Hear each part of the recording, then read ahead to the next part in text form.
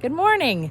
I've been out picking blackberries today in my blackberry patch, and while I was out here, I heard sirens, something going on a couple of streets over.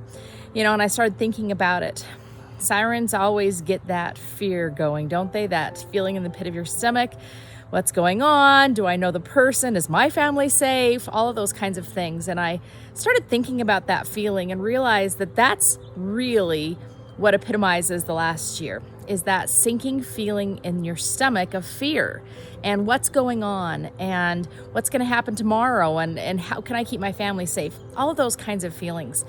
As I've thought about this, the thing that helps me the most with fear, because it's very real, is knowing what I'm going to do about it. Now, none of us could have predicted 2020 or 2021, what's going on right now, and we can't predict what's going to come in the future. However, we can prepare ourselves.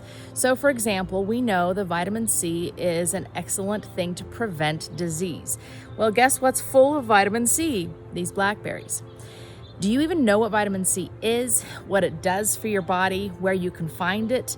Those are the things I'm going to be teaching at my Health and Harvest hands-on class here at the Homestead. It's coming up this Saturday. I'm doing 2 sessions. One is at 10, one is at 5, so that all of you can come. Please come. You're going to be coming to harvest things like blackberries. In fact, you'll probably get some of these blackberries when you come. And I'm going to teach you things that you can do with foods you're already eating to help prevent disease and treat disease and keep your family healthy no matter what the world brings. That's what this class is all about, is to teach you you're already going to be eating, you're already preparing meals, you're already doing all of these things. How can you just add in foods in ways that are going to increase the value of those foods so that they're now medicine, so that they're preventing the things that we don't want to come to our families?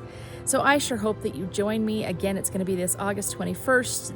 Please join me, come and harvest, and we're going to be talking all about health.